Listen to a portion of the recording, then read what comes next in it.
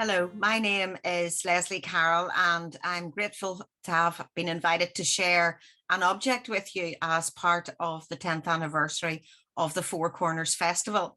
I wasn't able to get an object that I could hold in my hand, so I have a background, and the background is of one of the peace walls in Belfast. Now, when I came to Belfast from Tyrone long time ago now, I was quite taken aback by the walls right across this city, walls that divided communities from each other. I had to develop an understanding of what they were about. And I came to understand that they were by and large there to keep people safe from each other during the years of violence.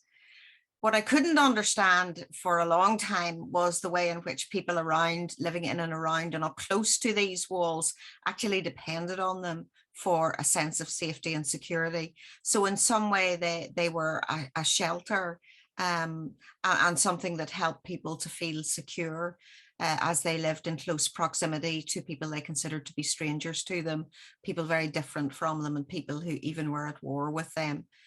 So I came to understand all this about the walls. I didn't particularly come to like them when I came to understand them, but I did know more about them.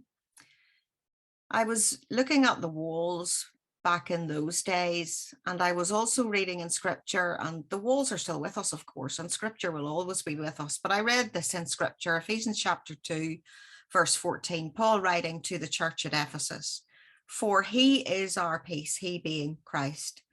"He is our peace. In his flesh, he has made both groups into one and has broken down the dividing wall, that is the hostility between us."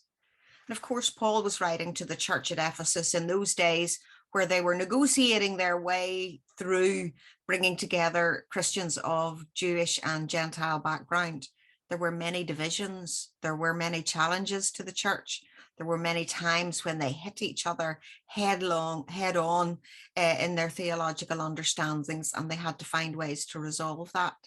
So the image at a theological level was very important to me, and I was fed in that by people from the Faith and Politics group, people no longer with us like David Stevens, John Morrow, Una O'Higgins, O'Malley.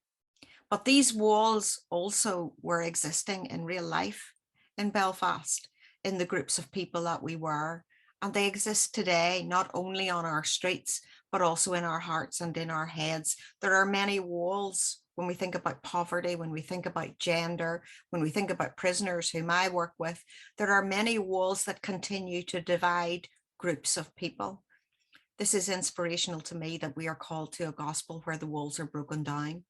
And that's not only in the sense of us understanding that as being part of the gospel of grace, the grace that we have received, but also a call on our lives to live in a way that gets around the walls, goes through the walls, goes over the walls, builds a bridge if needs be. Doesn't always take the wall away completely, because human beings might need the wall for some reason or other. We need to work with them to get the wall down, but always to look for ways in, through, around, and over.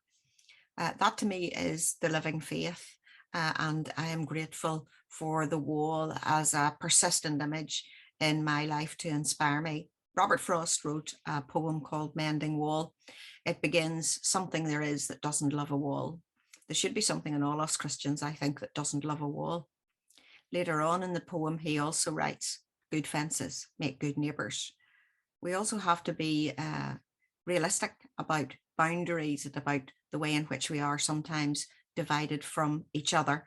In the words of a bishop who spoke at the 1910 World Missionary Conference, we need fair controversy. And we get fair controversy at Four Corners. So happy birthday, Four Corners. And thanks be to God for the walls to inspire us.